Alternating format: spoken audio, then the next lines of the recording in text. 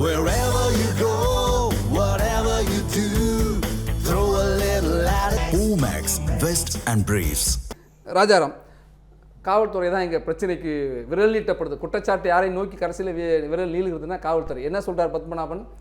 ரொம்ப நாளாக ருசி கண்டவங்க, தவறு செய்து பழகியவர்கள் இன்னும் மாறாமல் இருக்கிறாங்க. ஒரு ஆட்சி மாற்றம் ஏற்பட்டும் உத்தரவாதத்தை உறுதியை கொடுத்துருக்கிற முதலமைச்சர் இருந்தும் கூட காவல்துறையில் இருக்கிற சில அதிகாரிகள் தான் காரணங்கிறாரு. ஒரு அதிகாரி நியாயமாக நடவடிக்கை எடுத்திருக்கிறார். கொலைக்கு நிகரான குற்றத்துக்கு பதிலாக கொலை குற்றம்னே கைது செய்து இப்போ 3 பேர் வார்டன் கைதிகள் மேலாம் வழக்கு பதிவு, உடனடி நடவடிக்கைங்கிறார். 2 முரண்பட்ட பார்வையும் இருக்குது. உங்கள் பதில்? கேள்வியை முன் வச்சுட்டேன். எல்லா விரலும் காவல்துறையை நோக்கி தான் நீளுது. அதாவது காவல்துறையில் 1,34,000 பணியிடங்கள் இருக்குது. இந்த பணியிடங்களில் ஒரு 5-10 அது வந்து வேக்கன்சி இருக்கும், 5,000 10,000 இருக்கும். ஆனால் அரசுகள் 5 வருஷத்துக்கு ஒருக்க மாறுது, 10 வருஷத்துக்கு ஒருக்க மாறுது. இந்த காவல்துறையில் ரிட்டையர்மெண்ட் ஆவாங்க, இல்லைன்னா வேலை வாரண்டி ரிட்டையர்மெண்ட் கொடுத்துட்டு போவாங்க. கிட்டத்தட்ட மொரல்லஸ் அதே ஸ்ட்ரென்த் தான் இருக்குது. இந்த அதிகாரிகள், ஐபிஎஸ் அதிகாரிகள் வந்து அந்தந்த ஆட்சி வரையில் அவங்களுக்கு வேண்டப்பட்டவங்க, அவங்களுக்கு சாதகமாக உள்ளவங்கள மாற்றிக்கிறாங்க. காவல்துறையை வந்து யாருனாலும் குற்றம் சாட்டலாம். அதுக்காக காவல்துறையை வந்து கம்ப்ளீட்டாக கரெக்டாக வேலை செய்கிறாங்கன்னு நான் சொல்ல. ஒரு 10% கெட்டவங்க நிச்சயமாக இருக்கிறாங்க, அதில் மாற்றுக்கிறதே கிடையாது. ஆனால் இப்போ ஒரு அட்வொகேட்டு அவங்கள பற்றியோ, ஒரு டாக்டரை பற்றியோ, ஒரு பத்திரிகையாளரை பற்றியோ இது மாதிரி பேசணும்னா அவங்க எல்லாரும் வந்து ஒரு போராட்டம் நடத்துவாங்க. ஆனால் காவல்துறையில் சங்கம் கிடையாது, யாரும் கேட்க முடியாது. யார் வேணாலும் திட்டினாலும் வாங்கிக்க வேண்டியதான், வேறு வழியே கிடையாது. டிசிப்ளின் ஃபோர்ஸ் அது ஒரு காரணம். ரெண்டாவது வந்து இப்போ வந்து இந்த டெத்தை பற்றி பேசுனீங்க, எல்லாம் காவல்துறை தான் காரணம் அப்படிங்கிற மாதிரி எல்லாம் பேசுகிறாங்க. இப்போ பத்மநாபன் சார் கூட சொன்னார், காவல்துறை தான் அந்த 2 பேரையும் அடிச்சு கொண்டுட்டேன். ஃபஸ்ட்டு புரிஞ்சுங்க, இந்த 2 சம்பவம் நடந்தது சிறையில். சிறைத்துறைங்கிறது வேற, அதுக்கு அமைச்சரே வேற. காவல்துறைக்கு அமைச்சர் வந்து உள்துறை அமைச்சர், சிஎம். ஆனால் சிஎம் வந்து எல்லாத்துக்கும் பொறுப்பு தான். ஆனால் இது நடந்தது சிறையில். சிறை காவலர்கள் அவங்க தான் 3 பேரை சஸ்பெண்ட் பண்ணியிருக்காங்க, 3 பேரை ரிமாண்ட் பண்ணியிருக்காங்க. அந்த 3 பேரும் தான் இதுக்கு காரணம் அப்படின்னு முதற்கட்ட விசாரணையிலே தெரிய வருது. அதில் நடவடிக்கை எடுத்திருக்காங்க. இப்போது மேஜிஸ்ட்ரேட் விசாரிக்கிறாங்க. டாக்டர் போஸ்ட்மார்ட்டம் பண்ணியிருக்காங்க, வேறு டாக்டர் 2 டாக்டர் வந்து பண்ணியிருக்காங்க. அந்த போஸ்ட்மார்ட்டம் ரிப்போர்ட் வந்ததுக்கப்புறம் இந்த அம்மா விசாரிச்சிருப்பாங்க. சிசிடிவி, அதாவது சிசிடிவியில் வந்து என்ன நடந்தது அப்படிங்கிறத க்ளீனாக இதாக இருக்கும். அன்றைக்கி 12ஆம் தேதி நைட்டு 13ஆம் தேதி காலையில் வரைக்கும் அந்த செல்லில் இவர் அடைக்கப்பட்டிருந்த, இறந்து போனவர் அடைக்கப்பட்டிருந்த செல்லில் 20 பேர் இருக்காங்க. 20 சிறைவாசிகளும் தனித்தனியாக விசாரித்தா உண்மை என்னன்னு சொல்லுவாங்க. அவங்க கூட மாற்றி சொல்லலாம். சிறைவாசிகளும் 8 பேர் இந்த வழக்கு அவங்களுக்கு சம்மந்தம், அதுக்கு தான் சொல்ல வரேன். அதனால் அவங்க, ஆனால் சிசிடிவி போய் சொல்லாது. அதன் அடிப்படையில் அவங்க சம்மந்தப்பட்டிருந்தாங்கன்னா அவங்களே நிச்சயமாக ரிமாண்ட் பண்ணுவாங்க. அதே மாதிரி இந்த வழக்கில் இப்போ வந்து முதல்ல வந்து முதற்கட்ட விசாரணை தான் முடிஞ்சிருக்கு.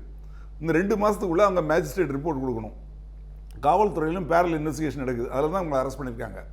அது உள்துறைக்கு போய் உள்துறை வந்து இவங்க பேரில், அதாவது மர்டர் கேஸில் நடவடிக்கை எடுங்கன்னு சொல்லிட்டாங்கன்னா, ஏற்கனவே சாத்தாங்குளம் கேஸ் நடந்தது இல்லையா, இப்போ அஜித்குமார் கேஸ் நடக்குது இல்லையா, சாத்தாங்குளம் கேஸில் 9 பேருக்கும் தூக்கு தண்டனை கொடுத்தாங்க. அவங்களோட சொத்து, அவங்க வாங்கின சம்பளம் எல்லாத்தையும் மொத்தமாக கிட்ட சொல்லிட்டாங்க. அந்த மாதிரி ஒரு தீர்ப்பு வரும், அதை பற்றி நம்ம வந்து மாற்றுக்கிறதே கிடையாது. நிச்சயமாக வரணும், அப்போ தான் இன்னொரு சம்பவம் நடக்காது.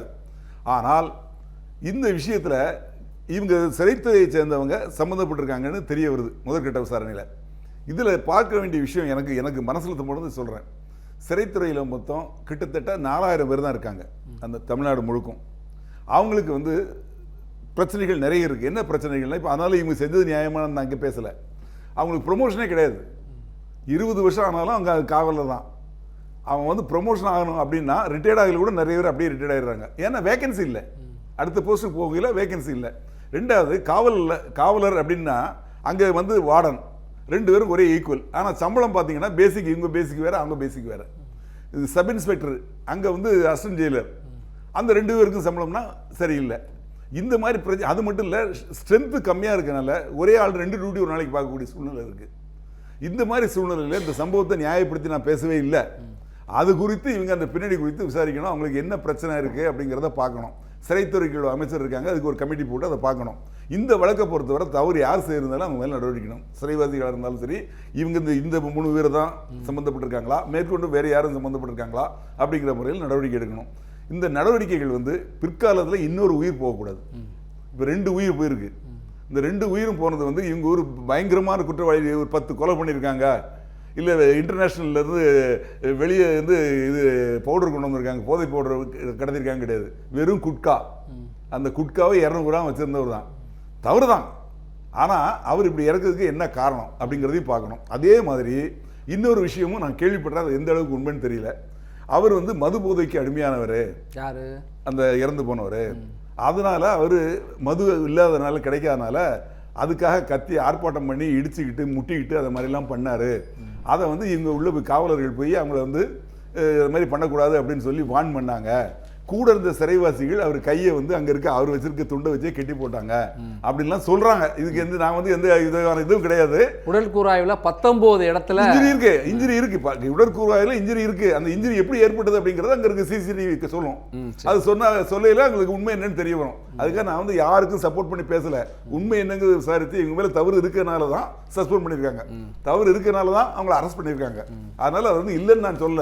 முழு விசாரணை நடந்து அவங்க பேர்ல சரியான முறையில் நடவடிக்கை எடுத்து அவங்களுக்கு தண்டனை வாங்கி கொடுக்கணும். இனிமேல் இது மாதிரி நடக்காம இருக்கிறதுக்கு என்ன பண்ணணும் அப்படிங்கறத அரசு நிச்சயமா நடவடிக்கை எடுக்கணும். சிறைத்துறையில பிரச்சனைகள் இருக்கு, அந்த பிரச்சனைகளை கரெக்டா ஆராயணும். ஒரே காவல்துறை தான் சார் ஒரு இந்த 200 கிராம் குட்கா வச்சிருந்தாருங்கிற வழக்குல இங்க 2 பேரை கைது செய்து சிறைக்கு அனுப்புறாங்க. இன்னொரு வழக்கில் பார்த்தீங்கன்னா ஈரோட்டில் ஒருத்தரை விடுவிக்கிறாங்க. சொந்த பிணையில் விடுவிக்கலாம். அது வந்து அந்த காவல் நிலையத்துக்கு எவ்வளவு கிராம் இருக்கு, அங்க வெயிட் எவ்வளவு கிராம் இருக்கு அது சொல்றாங்க. இன்னொன்னு கேட்டதுக்கு கண்டிப்பா சட்டம் அதுதான் சொல்லுது. சார் கொஞ்சம் வெயிட் பண்ணுங்க, நான் சொல்றேன் அதுக்கு என்னன்னு நான் இந்த இடத்துல தான் காவல்துறை மீது விமர்சனம். நல்ல கேள்வி. அவர் சார் வந்து அட்வொகேட்னு நினைக்கிறேன். ஆமா, அவர் சொல்றாரு, நான் நீங்க என்ன கேட்டதால நான் சொல்றேன். 2000ல் போதைப்பொருள் தடுப்பு சட்டம்னு ஒரு சட்டம் வந்தது. அந்த சட்டம் இன்னைக்கு இருக்கு, NDBS ஆக்ட். அந்த ஆக்ட் பிரகாரம் போதைப் பொருள் ஒருத்தர் வச்சிருந்தா அவருக்கு 10 ஆண்டுகள் சிறை தண்டனை, 10 லட்சம் ரூபா அபராதம் அப்படின்னு அந்த சட்டம். நானே அந்த கேஸ்ல நிறைய பேருக்கு தண்டனை வாங்கி கொடுத்துருக்கேன். இன்னைக்கு அந்த சட்டத்தில் எவ்வளவு குவான்டிட்டி வச்சிருக்கீங்களோ அதுக்கு தகுந்த மாதிரி தண்டனை. இது ஒண்ணு. ரெண்டாவது, ஒவ்வொருத்தரும் நீங்களும் நானும் இங்க இருக்க எல்லாருமே மருத்துவ பயன்பாட்டுக்காக 10 கிராம் கஞ்சா வச்சுக்கலாம். எப்படி வச்சுக்கலாம்? அப்போ இது என்ன சட்டம்?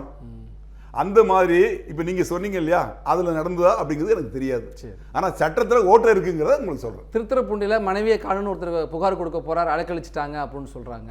இப்ப நீங்க சிவகாசியில இல்ல, காவல்துறையில் வந்து நீங்க இப்ப சொல்லக்கூடிய விஷயங்கள்லாம் பண்ணாம இருந்து பண்ணிருப்பாங்க, தவறுகள் நடந்திருக்கும், இல்லைன்னு சொல்லல. அந்த இனிமேல் அது மாதிரி நடக்காததுக்கு என்ன பண்ணணும் அப்படிங்கிறதுக்கு முதலமைச்சர் நடவடிக்கை. அவர் கையில தான் காவல்துறை இருக்கு. சட்டம் ஒழுங்கு பாதிக்கப்பட்டா அவர் பேர் தான் கெட்டு போகும், இந்த ஆட்சி பேர் தான் கெட்டு போகும்.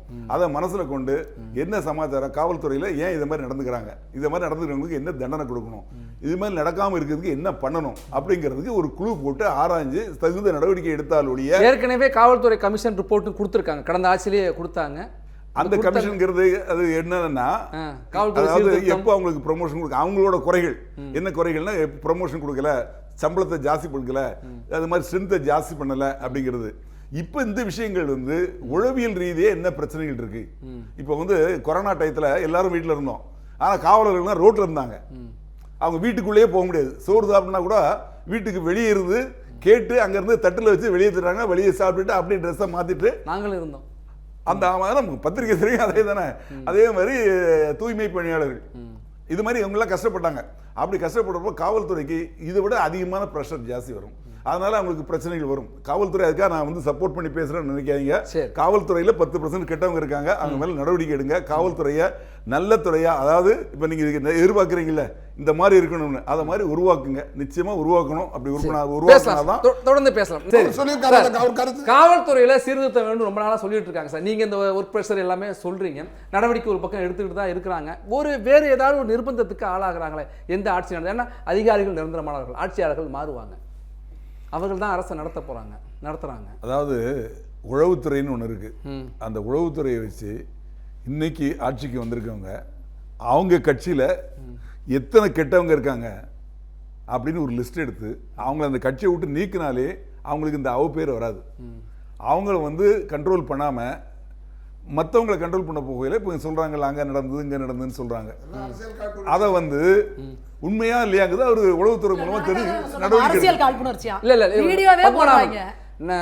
நாகநந்தினியும் அரசியல் கட்சியில இருந்து வந்திருக்காங்க. அவங்க பேசினா ஒரு அரசியல் கருத்துன்னு எடுத்துக்கலாம். ஒரு அதிகாரி, முன்னாள் அதிகாரி, கட்சி சார்பா ஒருத்தர் சொல்றாரு. அவர் சொல்றப்ப நீங்க அரசியல்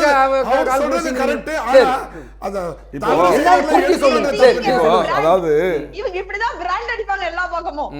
சார் நீங்க சொல்லுங்க. யாரு வந்து கெட்டவங்க, நம்ம நல்ல ஆட்சி கொடுக்கணும்னு முதல்வர் நினைக்கிறாருன்னா தான் கட்சியிலே எத்தனை பேர் இருக்காங்க, அவங்க யார் யார் கெட்டவங்க இருக்காங்க அப்படிங்கிறதையும், அதே மாதிரி ஆட்சிக்கு வந்தாச்சுன்னா ஏற்கனவே இருக்கக்கூடிய ரவுடிகள் கேடிகள் எல்லாரும் தங்களை பாதுகாக்கிறதுக்கு அந்த கட்சியில் வந்து ஒரு பதவியை வாங்கிட்டு ஒரு ஓரமாக ஒதுங்கிக்கிட்டாங்கன்னா அவங்களுக்கு நடவடிக்கை, காவல்துறை நடவடிக்கை இருக்காதுன்னு அதுக்காக அதுதான் சொல்றேன், எடுக்கணும்னு சொல்றேன். எடுத்து பார்த்து நீங்க நீக்கணும். யார் யார் தப்பு பண்றானோ தப்பு செய்யறவங்க மேல நடவடிக்கை எடுக்கணும்.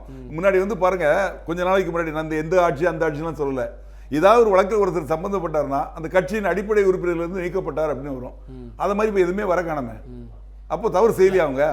தவறு செய்யறவங்களை கண்டுபிடிச்சு அவங்க நடவடிக்கை எடுக்கணும். நானே சொல்றேன், இன்னைக்கு ஒண்ணு வந்திருக்கு, தாம்பரத்துல பண்ணிருக்காங்க. அதாங்க நானே சொல்றேன், இன்னைக்கு ஒண்ணு இல்ல இதுக்கு முன்னாடி ஒரு தாம்பரம் இல்ல. இது மாதிரி பெரிய, அதாவது பெரிய வழக்குகள் நான் சொல்லக்கூடியதுன்னா போதைப் பொருள், இன்னைக்கு இருக்கிறது போதைப் பொருள் தான்.